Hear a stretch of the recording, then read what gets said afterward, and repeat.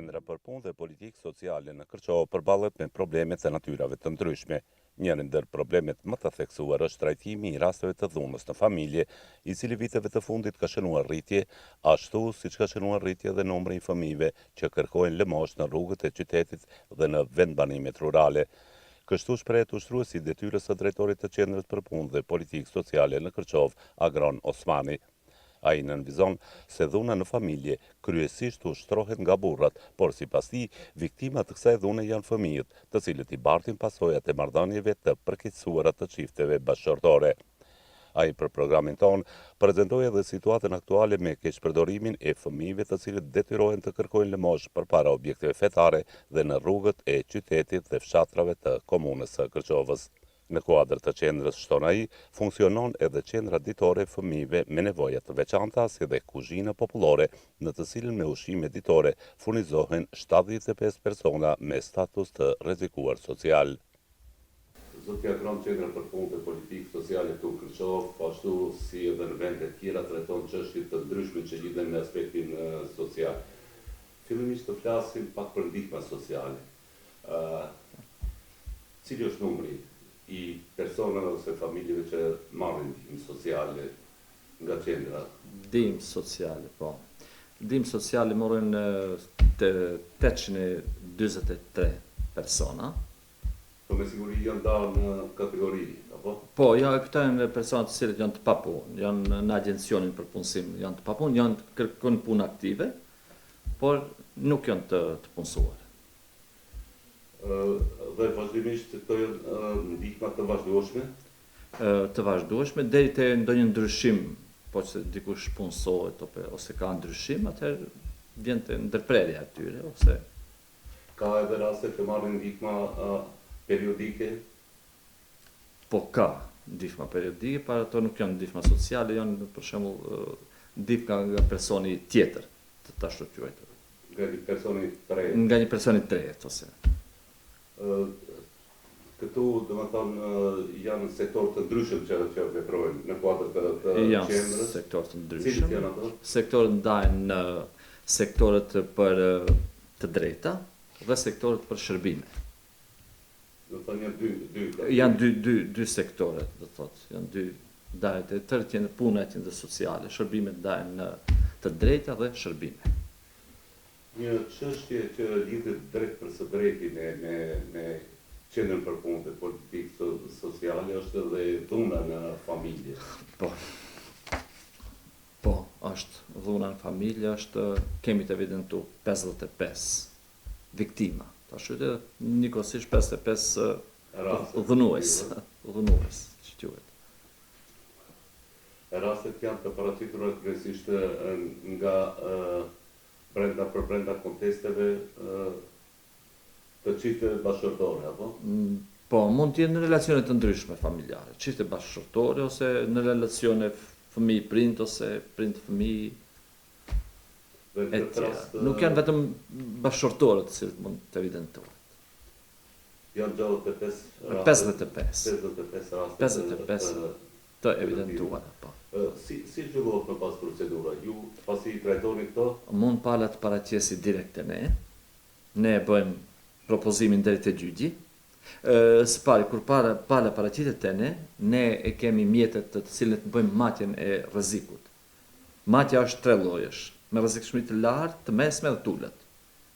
Nëse ne vlerësojmë se në bazë të instrumentit matës është me rrezikshmëri të lartë, atëherë menjëherë marrim masa për ta mbrojtur viktimën, paraqitsin, ende nuk është viktimë, por paraqitsin, dhe bëjmë propozimin deri te gjykata, propozim që të dhunuesit të jepet masa, të shqiptohet masa për parandalim të dhunës. Në rastet më të mëdha të viktimave janë femra, apo?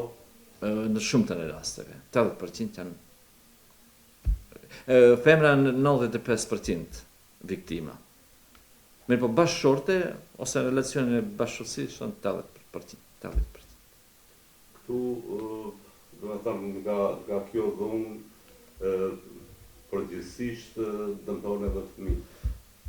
Po, prezenca e fëmijëve në të shumtën e rasteve, e dhuna bëhet në prezencën e fëmijëve. Cilat janë masat që ju i ndërmerrni në këto raste Po masat janë i marrim në mbrojtje. të fëmijëve? Po fëmijët edhe viktimat. Në raste ekstreme i vendosim në institucion për parandalimin e dhunës familjare.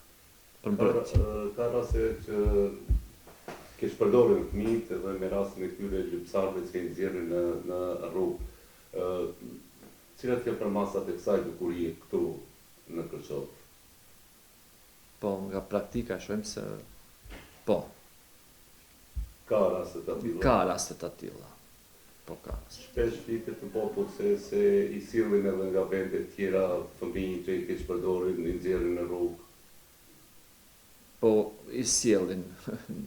Ata jetojnë këtu, nuk i sjellin, por jetojnë pa adresa, do thotë, në mënyrë ilegale, jetojnë në Kërçov. Po. Shumica nga nënat, të cilët ata fëmijë ishin në rrugë, jetojnë në raporte jashtëmartësore me persona që janë qytetarë të Kërçovës. Cilat janë masat që ju i ndërmerrni në raste të tilla nëse varreni keq përdorime të fëmijëve në rrugë? I evidentojmë fëmijët, bëjmë daljen në teren, bëjmë evidentimin atyre, identifikimin, edhe më pas shkojmë në familjet e atyre, kontaktin me prindër bëjmë, Pedagog, psikolog, punëtor social dhe një jurist. keni patur raste që jeni detyruar që t'i paraqitni edhe në polici këto raste? Po në bashkëpunim me policinë e bëjmë teren. Në bashkëpunim me policinë. Dhe pastaj merren masat e nevojshme. Po, merren masat e nevojshme. Punohet me familjet më pas, ngritet vetdia e prindërve, kapacitetet prindore. Tentojmë që t'i kyshme në sistemin e rregullt arsimor, sepse shumica nga ata nuk janë të kysh në. Në mes tjerash, kjo qendër merret dhe trajton edhe çështjet martesore, divorcet e kështu me radhë. Cili është numri i divorceve vitin e fundit ose kohëve të fundit këtu në Kërçov? Po, vitin e fundit të masim, se tash është 2025, për 2024 është 55, të cilët vinë nga gjykata. Gjykata kërkon nga ne që të bëjmë pajtimin. Do të thonë, kontorët tuaj merren drejt për drejt me çështje të tilla. Drejt për drejt, po, në bazë të kërkesës pala paraqitjet të gjyqi tek ne bëjmë procedurën edhe kthejmë prapë të gjyqi raportin. Ka tentativa për të pajtuar çiftet? Po, ka tentativa, patjetër, ajo është me ligj e rregulluar që të tentohet që të martesat të vazhdojnë. Keni pasur raste ekstreme, do të thonë që të këtyre kontesteve që kanë në çiftet bashkëtorë, që janë reflektuar edhe te punëtorët tuaj social? Po, reflektohen. Reflektohen ndoshta me pak kënaqësi në ndonjë pale. Në shkolla fillore. Kohët të fundit patëm një rast në qendrën për punën dhe politikë sociale në Privlet, por edhe në qendra të tjera. Cili është niveli i sigurisë këtu në qendër? Jo vetëm në qendrën tonë, po unë do të flas për këtë qendër, sepse flas edhe me kolegë në qendra të ndryshme. Niveli i sigurisë është shumë i vogël. Marr parasysh nga. Ka persona të dhunshëm që vinë këtu? Po ka persona të dhunshëm, të cilët bëjnë kërcënime. Ndaj punëtorëve. Absolut pa të drejtë. Shumica nga personave kanë probleme psiqike. Dhe niveli i rrezikshmërisë është i madh, duke parë parasysh rastin që përmendet. Keni kërkuar ndihmë nga institucionet qendrore për të marrë masat të dukura në këtë drejtim? Pasi që ndodhi rasti, në takim me ministrin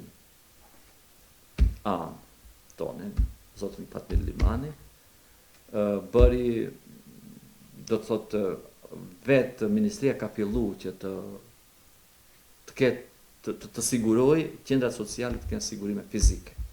Së paku punëtorët që merren me çështje të tilla janë Po. do t'ja gronë në kuadër të qendrës vepron edhe qendra ditore ku janë fëmijët me nevoja të veçanta. Si funksionon kjo qendër tani? Kjo qendër, ne kemi qendër për ditore, edhe kemi kapacitetin për rreth 20 fëmijë të vendosim aty, që t'u jepet trajtimi adekuat. E qendër ditore, do thotë, po nga ora 8 deri në orën 16. Si trajtohen ato fëmijët me çfarë?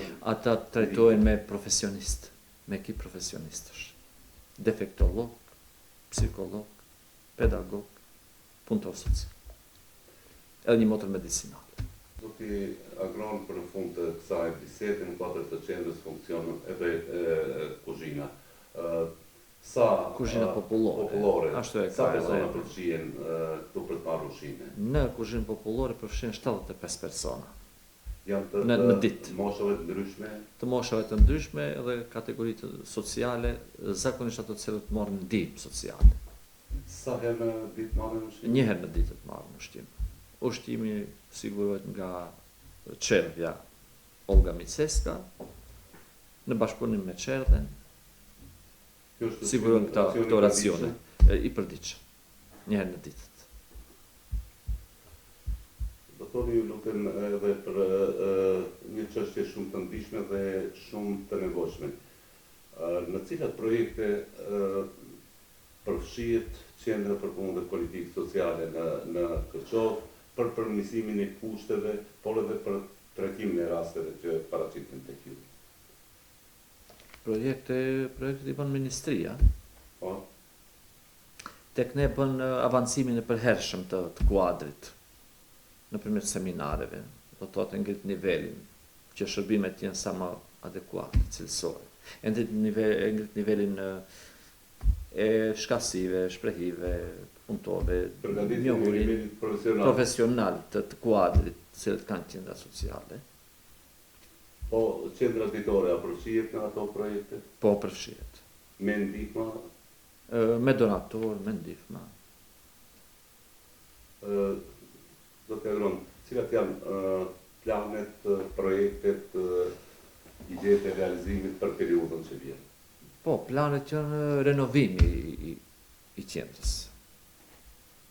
Parashifjet në hapësirave 2025. këtu. Po, i hapësirave këtu, edhe i qendrës ditore, gjithashtu, To me mjetet e qeverisë apo? me mjetet e qeverisë.